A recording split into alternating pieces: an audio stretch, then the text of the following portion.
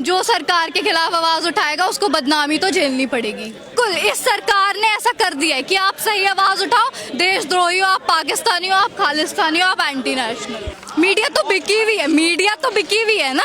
जितने बड़े बड़े चैनल्स आप देख लो, एबीपी न्यूज, आज तक, सारे गोदी मीडिया बिके हुए। जनता पढ़ी लिखी होगी तो आवाज उठाएगी ना। ये सरकार पढ़ने लिखने कहाँ दे रही है। ये सरकार चाह रही है जैसे हम अनपढ़ है ऐसे ही हमारा वोट बैंक अनपढ़ रहे।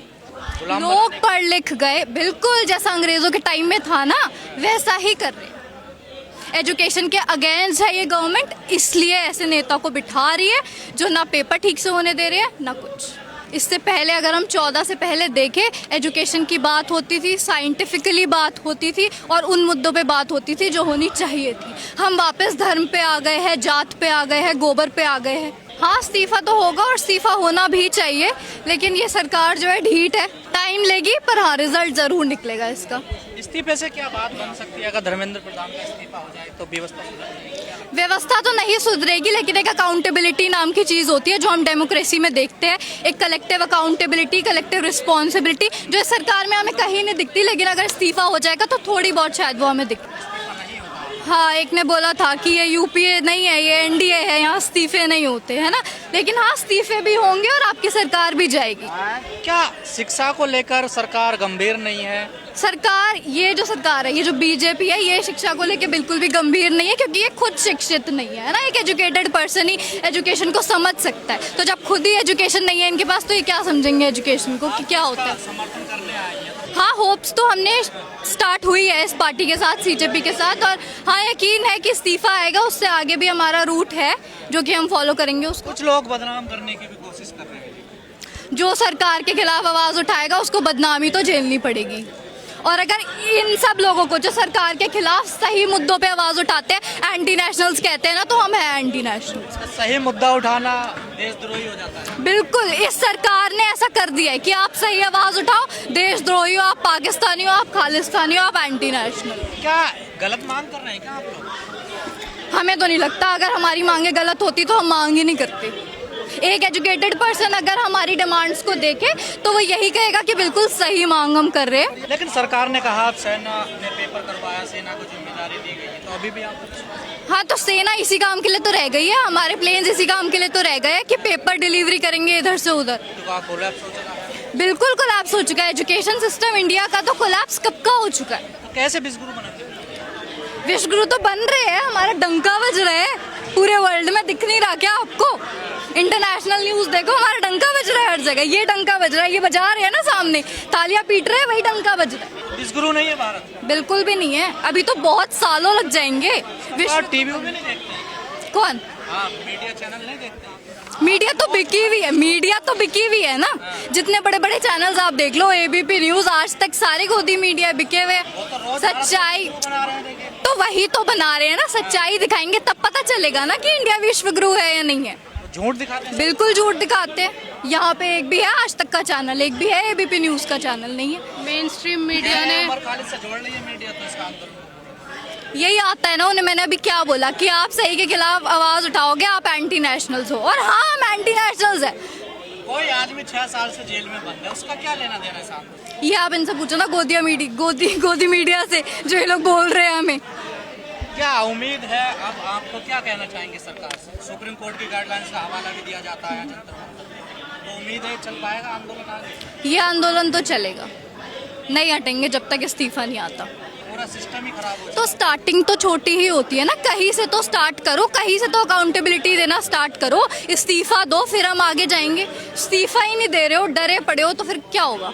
धर्मेंद्र प्रधान हटेंगे, उनकी जगह पे कोई वैसे ही आगे उससे भी इस्तीफा मांगेंगे। जो गलत होगा सबसे इस्तीफा मांगेंगे। वैसे शिक्षा जरूरी है आजकल देश बिल्कुल जरूरी है। ये तो आप देख रहे हो कि हमारे पार्लियामेंट में हमारे जो नेता है वो एजुकेटेड नहीं है, तो क्या हालत हो रही है देश की। स्कूल बंद हो रहे हैं, कोई तो आवाज उठा ही नहीं रहा।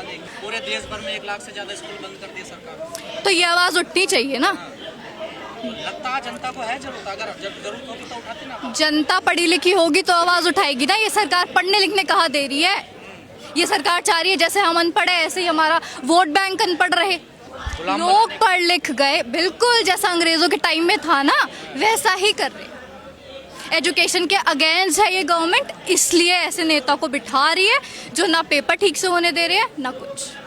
पुरानी संस्कृति की बात की जा रही है आजकल देश में, हम अभी भी गाय गोबर में उलझे हुए हैं। गाय गोबर में हमें ये सरकार लेके आई है। इससे पहले अगर हम 14 से पहले देखें, एजुकेशन की बात होती थी, साइंटिफिकली बात होती थी और उन मुद्दों पे बात होती थी जो होनी चाहिए थी। हम वापस धर्म पे आ गए हैं, जात पे आ गए हैं, गोबर पे आ गए हैं। हिंदू मुस्लिम से बाहर निकलेगा देश? ये सरकार जब तक रहेगी तब तक नहीं निकल पाएगा। जनता की भी कोई गलती है इसमें? जनता की भी तो गलती है ना, क्योंकि देखो पॉलिटिशियंस मेरे हिसाब से गलत नहीं है। जो पॉलिटिशियंस जनता चाह रही है वो कर रहे हैं। पॉलिटिशियंस का काम है बेवकूफ़ बनाना। ठीक है, आप एजुकेशन लो, आप एजुकेटेड बनो और आप अपने सही डिसीजंस लो।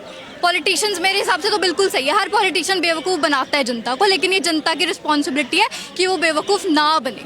जो आप करना चाह रहे हो, अगर कॉमन पीपल एजुकेटेड होंगे तो वो एजुकेटेड लीडर्स ही बिठाएंगे। पब्लिक प्राइम मिनिस्टर बन जाएगी, सीएम बन जाएगी। मेरी पूरी बात तो सुनो, मेरी बात तो सुनो। मैं कह रही हूँ कि एजुकेटेड सिटीजन्स होंगे। सारे पॉलिटिशियंस करप्ट है, आई नो कि सारे पॉलिटिशियंस करप्ट है। मैंने ये तो नहीं बोला पॉलिटिशियंस नहीं होने चाहिए। मैंने ये नहीं बोला कि पॉलिटिशियंस, उस लाइन में मतलब आप गलत मत ले जाओ। मैंने ये नहीं बोला पॉलिटिशियंस नहीं होने चाहिए। मैंने कहा कि एजुकेटेड सिटीजन्स होंगे तो वो एजुकेटेड पॉलिटिशियंस इलेक्ट करेंगे, तो वो एजुकेशन की तरफ ध्यान देंगे ना। एजुकेशन नेताओं की होनी जरूरी है। बहुत ज़्यादा ज़रूरी है, जो बीजेपी में हमें कहीं दिखने को नहीं मिल रही। इनके लीडर्स आप देख लो, कम से कम एम है तो है, कह रहा था रडार में बस। वो उनकी डिग्रीज हम सब जानते हैं कैसी है। जो हमने भी देखा था मीडिया में, कह रहे थे रडार से बच सकते हैं। जो खुद एजुकेटेड नहीं होगा वो एजुकेशन को नहीं समझ सकता। और संविधान तो नहीं कहता ना कि एजुकेटेड होना जरूरी है किसी को प्राइम मिनिस्टर बनने के लिए, मुख्यमंत्री बनने के लिए। संविधान तो आजादी देता है। तो ये तो आपकी बेसिक वो है ना सेंस, कि आप एक पढ़ा लिखा बंदा बिठाओ तो वो पढ़ाई लिखाई पे ध्यान देगा। देश को तो जितने हमारे IAS, PCS ये चलाते ना, नीति तो निर्धारण ये होती है ना, नेता को क्या पता होता है? इनके ऊपर कौन बैठा है, इनको डायरेक्ट कौन करता है, हेड्स हैं, सब तो देश तो वही चलाते, वही तो बताते ये करते हैं। इनको डायरेक्ट कौन करता है, इनको डायरेक्ट कौन करता है। ये बोल रहे हैं कि ब्यूरोक्रेट्स को जो कंट्रोल तो नेता ही करते हैं ना, लीडर्स ही करते हैं। अरे इतने बड़े बड़े बस 2 बंदों को अरेस्ट किया गया। जो पिछला था ना 10-12 उनको भी अभी तक कन्विक्ट नहीं किया गया। उन पे इन्वेस्टिगेशन चल रही है बस। जो लास्ट 2022 में जिनने, मैं बता रहा हूँ ना, 2022 पिछले 10-12 साल में 80 से ज्यादा पेपर लीक हो चुके हैं। ठीक है, 5 साल में तो मैं बता रहा हूँ आपको एक बात बताइए। बच्चे बाहर रहते हैं शहर में, गांव से निकल के जाते हैं ज़्यादातर बच्चे, वो बेचारे रूम का किराया भी देते हैं, वो उनका खाने पीने का खर्चा भी आता है। ठीक है, फीस भी लगती है कोचिंग की। ठीक है, और सालों साल मेहनत करते हैं और पेपर लीक हो जाता है। अब बताओ ये सही बात है या नहीं? मतलब कई बच्चों ने तो सुसाइड भी कर लिया। तो एक तो घर से पैसे लगाते हैं, हर चीज़ का खर्चा देते हैं, दिन रात मेहनत करते हैं और उसके बाद पेपर लीक हो जाते हैं। तो ये क्या सही है या फिर गलत है? सरकार जिम्मेदारी क्यों नहीं लेती? सरकार जिम्मेदारी क्यों लेगी? सरकार तो वही बात है, खुद पे बात आएगी। अब धर्मेंद्र प्रधान के रेजिग्नेशन की बात कर रहे हैं तो उन पर बात आ गई ना, तो वो जिम्मेदारियों से भाग रहे हैं क्योंकि उनके रेजिग्नेशन की बात आ गई, इसलिए वो लोग जिम्मेदारियों से भाग रहे हैं और इसलिए इस्तीफा नहीं दे रहे, क्योंकि उनको पता है जिम्मेदारी ले ली तो इस्तीफा देना पड़ेगा। तो नीचे से लेकर ऊपर तक पूरा सिस्टम ये सड़ चुका है, पूरा सिस्टम करप्ट है। और यहाँ पर क्या है, सुधार कैसे होगा सिस्टम में बताओ? अच्छे लोग सरकार तो सिस्टम में एक तो जो है पढ़े लिखे, बस अब एक ही आदमी कर सकता है देश का, जो है नरेंद्र मोदी। अपने पद से अगर वो भी इस्तीफा दे दे, हाँ, तो ही देश नरेंद्र मोदी इस्तीफा दे दे, वो भी सुधार कर सकता है इस्तीफा देकर। अब देखो पढ़े लिखे लोगों का होना जरूरी है गवर्नमेंट में, आधे से ज्यादा तो अनपढ़ बैठे हैं। 60-70 साल के 70-80 साल के बूढ़े बैठे हैं। बोलो 70-80 साल के बूढ़े बैठे हैं, ये कुर्सी पर बैठे हैं, इनको युवाओं से क्या मतलब होगा? ये तो 10-20 साल में 25 साल में चले जाएंगे, तो इनको युवाओं से क्या मतलब है? इनको तो अपना पेट भरने से मतलब है। पूरा सिस्टम सड़ चुका ऊपर से लेकर नीचे तक।